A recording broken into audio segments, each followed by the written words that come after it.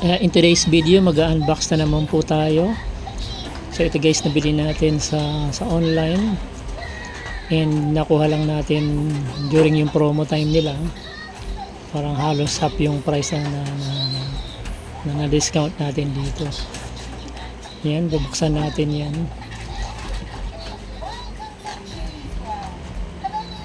Maganda kasi naka-bubble wrap po yung yung talagang, tsaka makapal yung karton nito mismo, nitong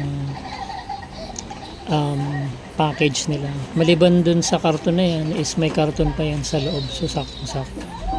Kaya talagang protected yung yung product. Kung gusto niyo bumili nito guys, ilalagay din po natin yung link sa baba, sa description or sa comments. Makikita niyo po dun. Ito pong unbox natin guys is vacuum para sa bahay. Ito yung handheld na vacuum. So rechargeable po ito.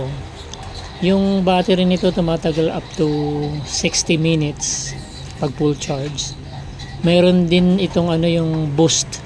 So maliban sa regular niya yung suction power, meron din pong boost. May pipindutin kayo doon sa button ng handle para mag-boost siya. Although mas kumakain siya ng electricity kasi mas malakas din kumain ng battery. Kung medyo kailangan nyo ng mas malakas na suction, pipindutin nyo lang po. Pero yung regular suction niya napakalakas na, kasi kahit buhok kaya nitong higupin. Yan po, parang baril siya, kala nyo laruan, pero ang lakas ng makina nito guys. Ayan, ang ganda, handy talaga siya, and marami talaga siyang included dun sa box. Ito yung sabitan. So marami siya, meron siyang katulad nito yung maliliit na sulok ng na hindi nyo kayang maabot, makukuha niya.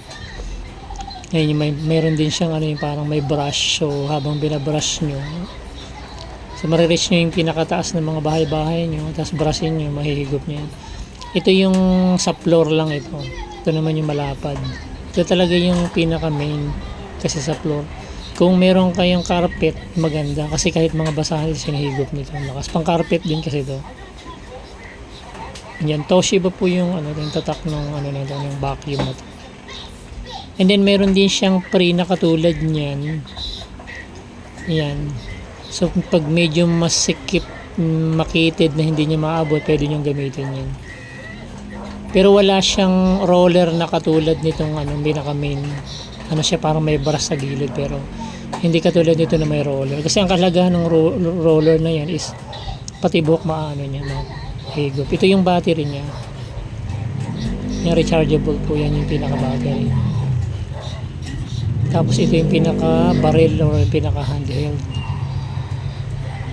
Ayan.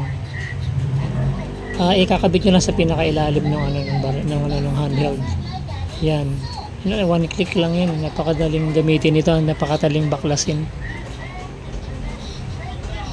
Ayan umilaw na yung battery.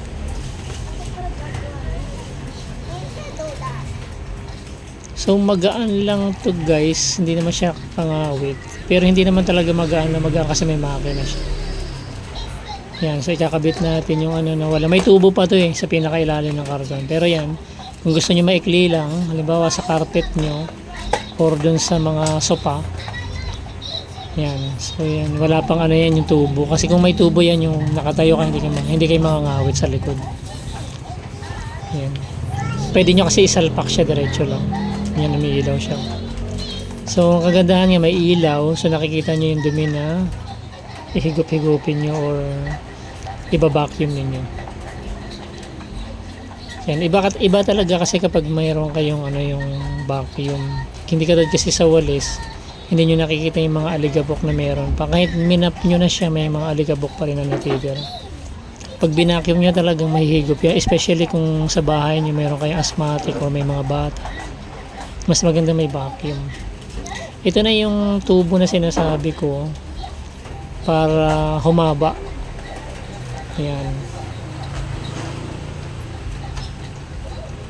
So yan yung kung gusto niyo pong yung nakatayo kayo habang hawak niyo yung yung handheld na vacuum. Yan, kakalisin niyo lang yan diyan, kasi kakabit niyo yung pinaka-map dyan sa dulo. Ayan, pakadali lang, ano yan, sinasalpak-salpak lang yun. One click lang. And then, ikakabit nyo naman sa dulo yung pinaka-barrel. Ayan.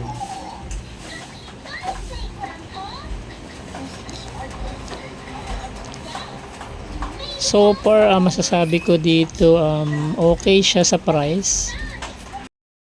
And overall guys, maganda naman po. Salamat po.